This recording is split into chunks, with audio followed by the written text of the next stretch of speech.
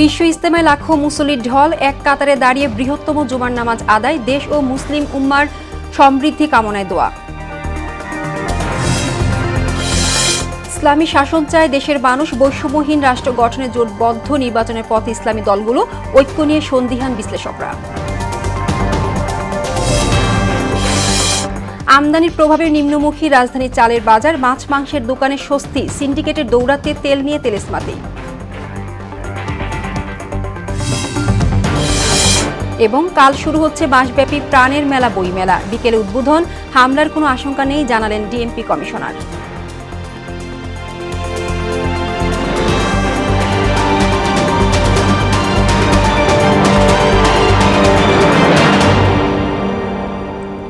আসসালামু আলাইকুম, সবাইকে মোহনা সংবাদে স্বাগত। শুনছিলেন সংবাদ শিরোনাম, আর পুরোটা সংবাদ জুড়ে আপনাদের সাথে রয়েছে আমি রেখা হক।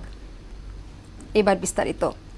টঙ্গীর তুরাগ তীরে বিশ্ব ইজতেমার ময়দানে একসঙ্গে জুমার নামাজ আদায় করেছেন লাখো মানুষ। বৃহৎ জামাতে অংশ নিতে পেরে সন্তুষ্টি প্রকাশ করেন মুসল্লিরা। নামাজ শেষে দোয়া করেন দেশ ও জাতির মঙ্গলের জন্য। ইজতেমা ময়দানে অনুষ্ঠিত দেশের বৃহত্তম জুমার নামাজে ইমামতি করেন তাবলিগ জামাতের মুরব্বী মাওলানা জুবায়ের। তানজিদ ভুঁইয়ার প্রতিবেদন। টঙ্গীর তুরাগ তীরে ৫৮তম বিশ্ব ইজতেমার প্রথম পর্বে অংশ নিয়েছেন ৭২টি দেশের ২,১৫০ জন বিদেশি মেহমান। দেশের বৃহত্তম জুমার নামাজে অংশ নিতে ভোর থেকে ছুটে আসেন লাখো মুসল্লি। মূল ময়দানে জায়গা না পেয়ে আশপাশের বিভিন্ন সড়ক, ফুটপাত ও খালি জায়গায় অবস্থান নিয়ে নামাজ আদায় করেন সবাই। এ সময় দেশ ও মুসলিম উম্মার শান্তি কামনায় দোয়া করেন মুসল্লিরা। বিশ্বের যত মুসলমান নির্যাতিত নিপীড়ন আছে সবাই শান্তিতে থাকুক। চূড়াই নাজারের অধীনে 2 ধাপে অনুষ্ঠিত হচ্ছে। প্রথম ধাপ জানুয়ারি 31 ও ফেব্রুয়ারি 1-2। সমস্ত মুসলমান এক হয়ে যাও, কাট্টা হয়ে যাও, বাস ফিস। জুম্মার নামাজে অংশ নিয়ে দোয়া কামনার পাশাপাশি সার্বিক নিরাপত্তা ও বাংলাদেশের আন্তরিকতার প্রশংসা করেন ভিনদেশি মুসল্লিরা। تم إكرامنا من بنغلاديش جزاهم الله خير. Alhamdulillah, this is the good opportunity for how we can build our iman and amal, and we can work together, organize and nothing actually, alhamdulillah, to be. এদিকে প্রথম পর্বে ইজতেমা ময়দানের নিশ্ছিদ্র নিরাপত্তা নিশ্চিতে তৎপর দেখা যায় জিএমপিকে। এ সময় সবার সহযোগিতার কথা জানান বিভাগীয় কমিশনার। সহযোগিতা এবং কর্মকাণ্ড তারা সন্তুষ্ট এবং তাদের যে চাহিদা ছিল আমরা মোটামুটি তাদের চাহিদা অনুযায়ী কাজ করার চেষ্টা করেছি।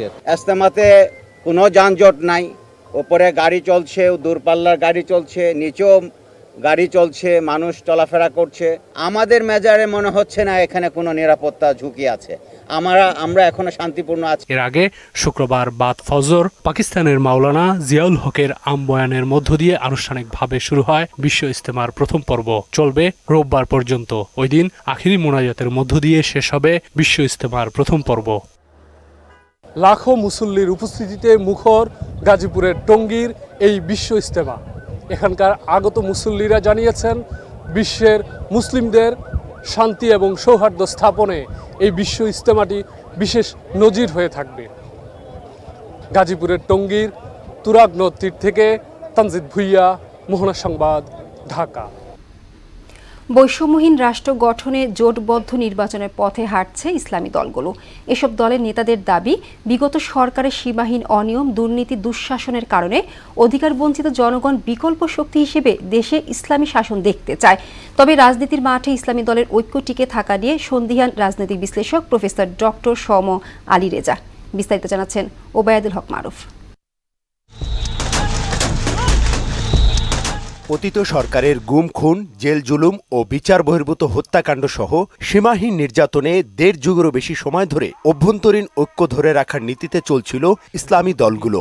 গেল 5 আগস্ট ছাত্র জনতার আন্দোলনে রাজনৈতিক পট পরিবর্তনের পর ছোটখাটো বিভেদ ভুলে বৈষম্যহীন রাষ্ট্র গঠনে নিজেদের বিকল্প রাজনৈতিক শক্তি হিসেবে গঠন করছে তারা। বিগত সময়ে নানা নির্যাতনের কথা উল্লেখ করে ঐক্যবদ্ধভাবে নির্বাচনে অংশ নেয়াকে জরুরি বলে মনে করেন হেফাজত ইসলাম ও খেলাফত মজলিসের নায়েবে আমির আহমদ আলী কাসেমি। বিচার ছাড়া মানুষকে গুম করে ফেলে। ইসলামী শাসন আসলে তো বিচার বহির্ভূত কোনো হত্যা হবে না। ইসলামের বিরুদ্ধে কোনো রকমের কোনো কাজ জাতীয়ভাবে বা দেশে যাতে না হয়, এটাকে ঐক্যবদ্ধভাবে মোকাবেলা করতে হইলে এখনই আমাদের একতা প্রয়োজন, ঐক্যবদ্ধতা প্রয়োজন। আগামী নির্বাচনে যাতে ইসলামী দলগুলো একটা ফ্যাক্টর হয়, আমরা সকলে মিলে এক আসনে একজনকে যাতে প্রতিদ্বন্দ্বিতা করাই। সুশাসন প্রতিষ্ঠায় বিকল্প শক্তি হিসাবে ঐক্যবদ্ধ ইসলামী শক্তিকে জনগণ ক্ষমতায় দেখতে চায় বলে দাবি করেন ইসলামী আন্দোলনের যুগ্ম মহাসচিব গাজী আতাউর রহমান। ফেসিবাদী একটা শক্তি ছিল আওয়ামী লীগ, তারা নাই, কিন্তু সেই সিস্টেমটা কিন্তু এখনো পর্যন্ত পুরো বিলোপ হয় নাই। তারা যা করতো এখনো একটা শ্রেণী তাই করে। যারা অতীতে দেশ শাসন করেছে তাদের প্রতি আস্থাশীল না, তারা যত কথাই বলুক তারা পরীক্ষিত, তারা কি করে কি করতে পারে। এই জন্য মানুষ নতুন বিকল্প শক্তি চাচ্ছে। আমরা যদি সকল ইসলামী শক্তি যদি ঐক্যবদ্ধ হতে পারি, তাহলে আমরা এখানে একটা বিকল্প রাজনৈতিক শক্তি হিসাবে আমরা আবির্ভূত হতে পারি। আওয়ামী দুঃশাসনে অতিষ্ঠ হয়ে নিজেদের মধ্যে ঐক্য গড়ে তোলা হয়েছে বলে জানান সম্মিলিত ওলামা মাশায়েখ পরিষদের মহাসচিব ডক্টর খলিলুর রহমান মাদানী। মুসলমানদের আকীদা বিরোধী কোনো কিছু চাপিয়ে দেওয়া যাবে না, অপরদিকে অমুসলিমদেরও অধিকার নিশ্চিত করতে হবে। এই সব কিছু নিয়েই কিন্তু ওলামায়ে কেরাম সেই 7 সাল থেকে বারবার আন্দোলন সংগ্রাম হরতালও হয়েছে এগুলো আদায় করার জন্য। এবং আমরা সবাইকে বলছিও ইসলামী দলগুলো প্রত্যেক আসনে একটি মাত্র বাক্স দিক। অমুসলিমদের গির্জা, প্যাগোডা, মন্দির সব কিছু নিরাপদ রাখতে হবে, তাদের নিশ্চিতভাবে ধর্মীয় বিশ্বাস পালন করার সুযোগ করে দেওয়া, এরকম একটা দেশ আমরা চাই। জামায়াতে ইসলামীর সহকারী সেক্রেটারি জেনারেল মাওলানা রফিকুল ইসলাম খান বলেন, কল্যাণকর রাষ্ট্র গঠনে যে কোনো ত্যাগ স্বীকারে জাতিকে ঐক্যবদ্ধ করতে প্রস্তুত তার দল। আমাদের সাথে ইসলামী দল যতগুলি আছে বলা যায় অলমোস্ট সব দলের সাথেই আমাদের দেখা হচ্ছে, কথা হচ্ছে যে ইসলামী দলগুলি আগের অতীতের যে কোনো সময়ের চাইতে এখন অনেক কাছাকাছি পরস্পর।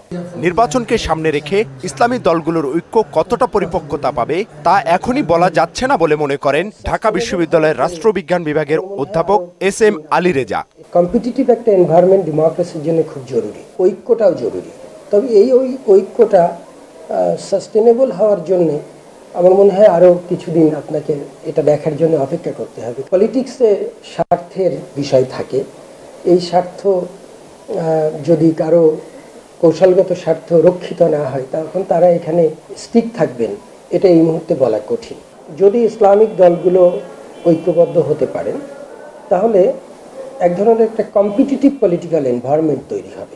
সবকিছুর পরও গণঅভ্যুত্থান পরবর্তী সময়ে রাজনৈতিক প্রতিহিংসা এড়িয়ে জাতীয় ঐক্যই বেশি জরুরি বলে মনে করছেন এ বিশ্লেষক। কৌশলের মধ্যে বাংলাদেশ রাষ্ট্রের স্বার্থ খুব জোরে সোরে থাকা জরুরি। ওবায়দুল হক মারুফ, মোহনা সংবাদ, ঢাকা। বিগত সময়ে জুলুমের পর্ব জামায়াতের ঘাড়ে চাপিয়ে দেওয়া হয়েছিল বলে মন্তব্য করেন জামায়াত ইসলামীর আমির ডাক্তার শফিকুর রহমান। তিনি বলেন, গত 1.5 দশক জামায়াত ইসলামীর কর্মীরা বাবা মায়ের জানাজায় পর্যন্ত অংশ নিতে পারেনি। সকালে রাজধানীর আলফালা মিলনায়তনে দেশের নারী রাজনীতিবিদদের পথিকৃৎ সাবেক সাংসদ মরহুমা হাফেজা আসমা খাতুনের স্মরণ সভায় তিনি এসব কথা বলেন। যে ফ্যাসিবাদী আমল বাংলাদেশের মানুষদের জন্য দুঃস্বপ্ন ছিল তা যেন আর কখনো প্রত্যক্ষ করতে না হয়, সেজন্য জামায়াত ইসলামী কাজ করবে বলেও জানান আমির।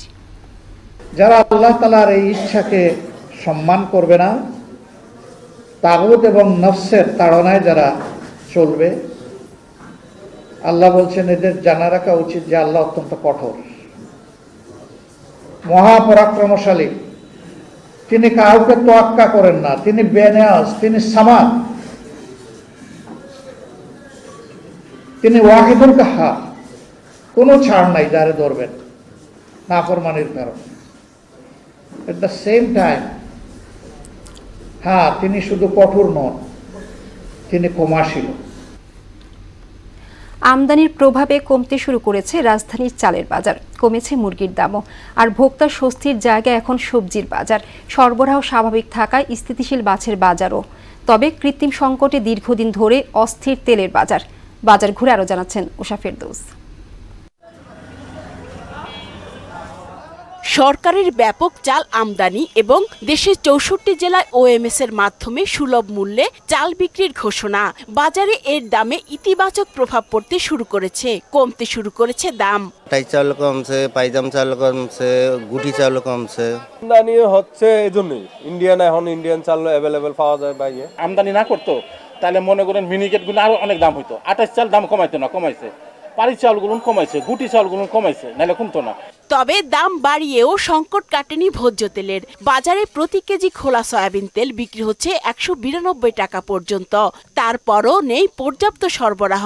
আজকে 192 টাকা পার কেজি। মানুষের যে বোতলের পরিবর্তে যে খোলা তেল নিব সেটা দিতে পারতেছে না, দাম বেশি। সিন্ডিকেটটা সম্ভবত মিল মালিকের ভিতরে হইতেছে। 2 সপ্তাহ ধরে ব্রয়লার ও সোনালী মুরগির দাম কমতির দিকে। প্রতি কেজি ব্রয়লার 180 থেকে 190 এবং সোনালী 280 থেকে 300 টাকা দরে বিক্রি হচ্ছে। আর গরুর মাংস কেজি প্রতি দাম 780 টাকা। গত সপ্তাহে 780 করে বিক্রি করছি, এখন এই সপ্তাহে 780। মুরগি এবারই কমছে, লাল মুরগি কমছে কেজি প্রতি 10 টাকা, কক মুরগি কমছে আপনার কেজি প্রতি 40 টাকা, ব্রয়লার মুরগি কেজি প্রতি 30 টাকা কমছে। মুরগির বাজার তো আগে বেশি ছিল, এখন আজকে কিনলাম 10 টাকা কম। কমেছে মাছের দামও, সরবরাহ ভালো থাকায় দাম কমছে বলে জানান বিক্রেতারা। সবগুলাই কমছে, দেশিটাও কমছে, চাষেরটাও কমছে। বর্তমানে কেজিতে 20 টাকা 30 টাকা কমে আছে। আপনার আমি তো আড়ত থেকে মাছ জানি, আড়তে পাওয়া যায় 130 টাকা 40 টাকা, এখানে 160 টাকা 70 টাকা পাওয়া যায়। 220 টাকারগুলো 200 টাকা বিক্রি করছে, 200 আর 160 টাকারগুলো 150 টাকা 140 টাকা করে এখন। আর মৌসুমের শেষ দিকে এসে কমেছে সব ধরনের সবজির দাম। উষা ফেরদৌস, মোহনা সংবাদ, ঢাকা। কাল থেকে শুরু হচ্ছে অমর 21 গ্রন্থমেলা। বিকেল 3টায় উদ্বোধন করবেন প্রধান উপদেষ্টা ডক্টর মোহাম্মদ ইউনুস। প্রতি বছরের মতো এবারও মেলা হবে সোহরাওয়ার্দী উদ্যান ও বাংলা একাডেমি প্রাঙ্গণে। এবারের প্রতিপাদ্য জুলাই গণ অভ্যুত্থান, নতুন বাংলাদেশ বিনির্মাণ। এখনও শেষ হয়নি স্টল নির্মাণ সহ সাজসজ্জার কাজ। সুরাইয়া মুনি জানাচ্ছেন বিস্তারিত। রাত পোহালেই শুরু অমর 21 বইমেলা। লেখক, পাঠক আর প্রকাশকের পদচারণায় মাসব্যাপী মুখর হবে বইমেলা প্রাঙ্গণ। এরই মধ্যে বইমেলার জন্য বাংলা একাডেমির প্রস্তুতি প্রায় শেষের দিকে। চলছে স্টলগুলোতে রং দেয়া সহ শেষ সময়ের গোছগাছ। চাপ বেশি, কিন্তু যে লোক কম, মিস্ত্রি সংকটের কারণে স্টলগুলো রেডি করতে দেরি হয়। আর কাঠমিস্ত্রির কাম যদি কমপ্লিট থাকতো তাহলে রঙের কাজ আর দেরি হতো না। আমাদের খালি কালারটা ফাইনাল টান্ডা দিলেই কালার হলেই শেষ। আমাদের স্টল প্রায় শেষের পথে। এবছর বইমেলায় 4 ভাষা শহীদদের পাশাপাশি থাকছে জুলাই চত্বর। পুরো সোহরাওয়ার্দী উদ্যানের বিস্তৃত মেলায় থাকছে 708টি স্টল ও 37টি প্যাভিলিয়ন। সাপ্তাহিক ছুটির দিন ও 21শে ফেব্রুয়ারি ছাড়া প্রতিদিন বিকেল 3টা থেকে রাত 9টা পর্যন্ত চলবে মেলা। সরকারি ছুটির দিন শুক্র ও শনিবার বেলা 11টা থেকে রাত 9টা পর্যন্ত সর্বসাধারণের জন্য উন্মুক্ত থাকবে মেলা। আমরা সবাই আশাবাদী মেলাটা সফল সমৃদ্ধভাবে সে আগের মতোই আমরা যেন উদযাপন করতে পারি। এই বছরের বই মেলাতে খুব জাঁকজমক হবে, স্টলও বেশি আছে, লোকজনের ভিড় হবে। আমাদের বাঙালি সত্তার এই বই মেলাটি আসলেই খুব উল্লেখযোগ্য ভূমিকা রাখে, বিশেষ করে পাঠক তৈরিতে। সুরাইয়া মুন্নি, মোহনা সংবাদ, ঢাকা। বইমেলায় কোনো হামলার আশঙ্কা নেই, সার্বিক নিরাপত্তা নিশ্চিতে ব্যবস্থা নেওয়া হয়েছে জানিয়েছেন ডিএমপি কমিশনার শেখ মোহাম্মদ সাজ্জাদ আলী। সকালে মেলা প্রাঙ্গণ পরিদর্শনে এসে তিনি এসব কথা বলেন। ডিএমপি কমিশনার জানান, নিরাপত্তায় কন্ট্রোল রুম, সার্চ লাইট সহ র্যাব, পুলিশ ও গোয়েন্দা সংস্থার সদস্যরা কাজ করবে। ঢাকা বিশ্ববিদ্যালয় এলাকায় ভারী যান চলাচল বন্ধ থাকবে আর অন্য যানবাহন চলাচল নিয়ন্ত্রণ করা হবে। সিসিটিভি দ্বারা সমগ্র এলাকা নিরাপত্তা বেষ্টনীর মধ্যে আনা হয়েছে এবং এই কন্ট্রোল রুমের মাধ্যমে পুরো এলাকার নিরাপত্তা ব্যবস্থা তদারকি করা হবে। কোনোরূপ বিস্ফোরক দ্রব্য, দাহ্য পদার্থ, মাদক যাতে প্রবেশ না করে তাদের জন্য আমাদের ব্যাপক তল্লাশি থাকবে। ডগ স্কোয়াডও কাজ করবে। ঢাকা আন্তর্জাতিক বাণিজ্য মেলার 29তম আসরের শেষ দিন আজ। শেষ বিকেলে ক্রেতা দর্শনার্থীদের পদচারণায় মুখর মেলা প্রাঙ্গণ। সেখানে আছেন সহকর্মী এসইউ সেলিম। সরাসরি যাচ্ছি তার কাছে। সেলিম, বাণিজ্য মেলার শেষ দিনের শেষ বেলার চিত্র কেমন দেখছেন আমাদেরকে জানাবেন।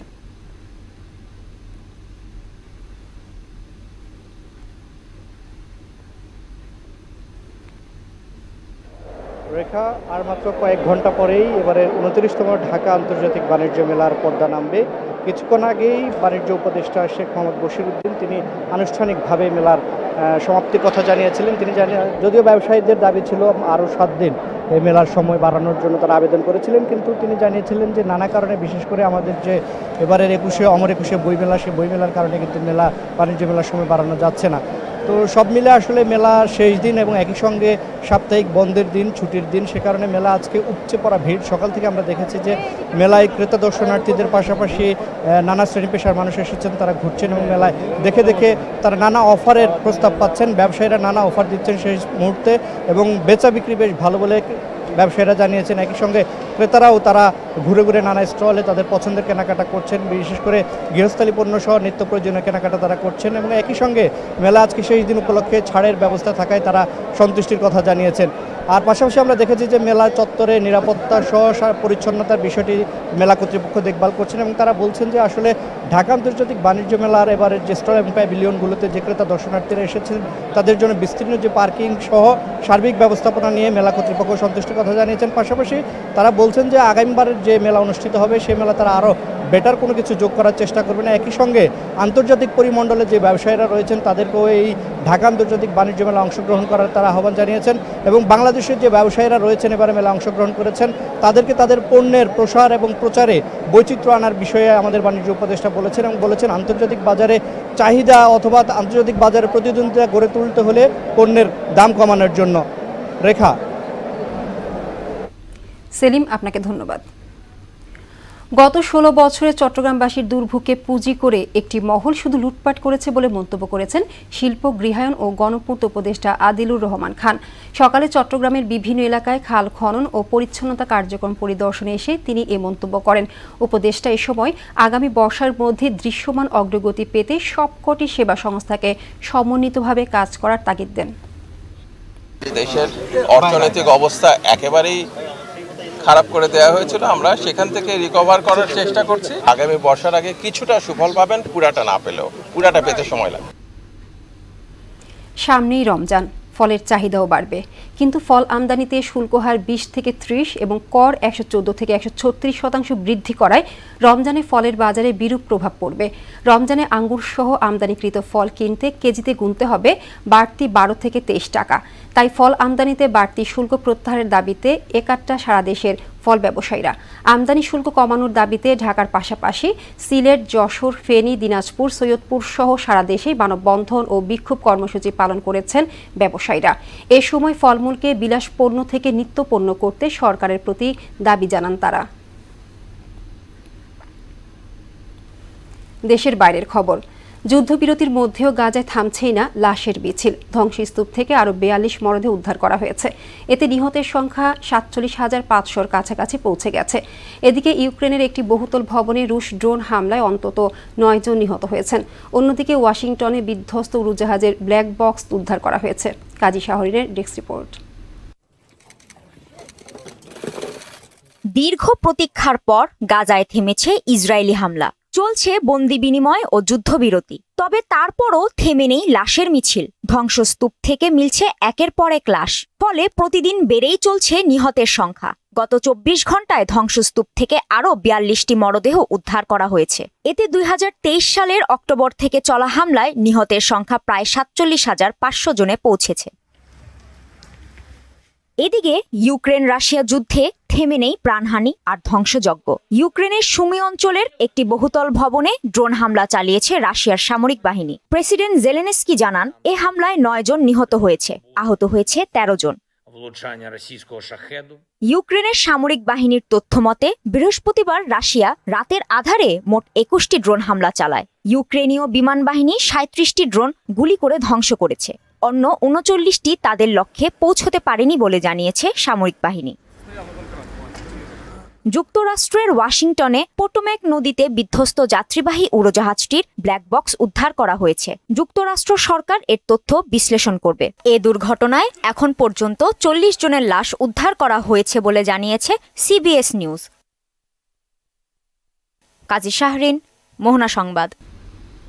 শেষ করব মোহনা সংবাদ। যাবার আগে সংবাদ শিরোনামগুলো জানিয়ে দিচ্ছে আরও একবার।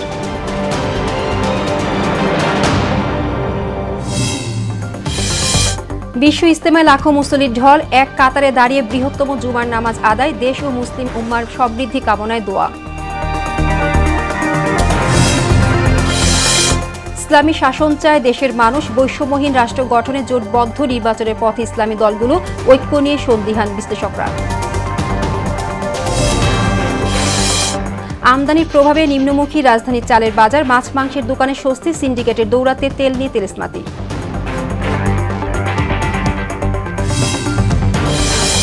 এবং কাল শুরু হচ্ছে মাসব্যাপী প্রাণের মেলা বইমেলা, বিকেল উদ্বোধন, হামলার কোনো আশঙ্কা নেই জানালেন ডিএমপি কমিশনার।